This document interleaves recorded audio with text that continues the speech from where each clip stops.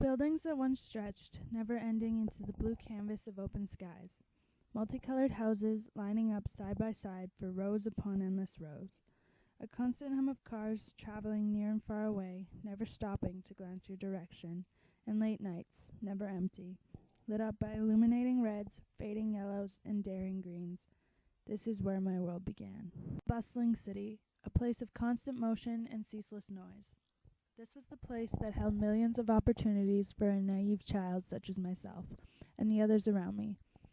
I grew up in a young neighborhood and lived on a street of which housed most of my friends and playmates. Across from my house was a small park, surrounded by trees taller than the street lamps and boulders that mimicked mountains. This provided us with infinite terrain to explore and conquer. In the summers, we were wild and fearless with our imaginations, always executing our creative minds in ways only the mind of a child could truly understand.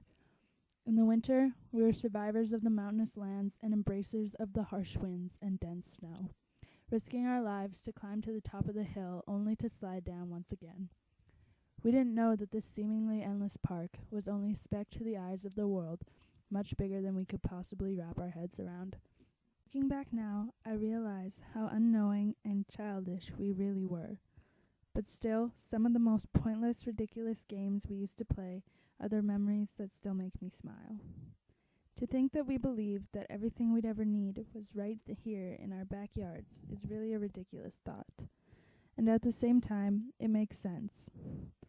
I know now that those hills we used to climb as children take no more than a few steps to climb. Those evergreens that once appeared taller than the street lamps are really smaller than we thought, and are no different from those covering the entire planet. Yet still, these plain and boring landscapes hold more meaning to me than any other place in this world.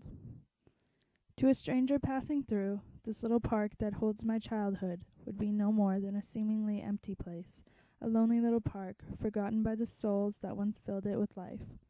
Walking by, a stranger might take a glance and think nothing more. But to me, that park will always be full of a hidden life, whispering to me the secrets of my youth and reminding me of all that is and will always be my world. To a child, everything seems to behold some sort of hidden secret to you. Every person you meet and every object you see draws you in. A person who happened to capture my interest grew to be my best friend, Michelle. Her different culture and incredibly long last name, which none of her friends could pronounce, intrigued me. Michelle and I did everything together, from the first day of kindergarten all the way to our grade 8 grad. Two people who happened to capture both mine and Michelle's interest would be the two boys we hung out with every single day the summer of grade 4, Ryan and Brandon, whereas the rest of the school referred to them as the twins. Throughout elementary school, I grew close to the twins, and still these three friends are some of the people I can't go a day without thinking about. Finally, there was Tyler, my first friend in kindergarten. It was obvious I found him interesting, seeing as how our parents were called in on the first day of school because I had kissed him on the cheek. We remained close friends throughout elementary school, and even still to this day. A special landmark in my life would be the little red airplane down by the airport. For whatever reason, I was convinced this plane was created purely for my existence, and would one day fly me around to all the unexplored places of my world. Some unspoken rules of my childhood were never pick reality over imagination, and don't be loud when Michelle's grandma was around, otherwise she'd yell at you in Chinese. Growing up now, there are times in which I wish I could still be that fearless child, beaming with creativity.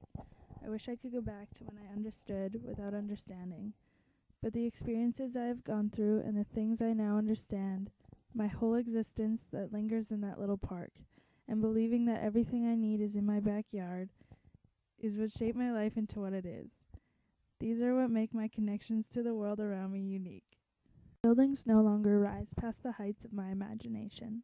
Rows of houses have become meaningless streets, and the reds become more daring as the greens now fade into the night skies.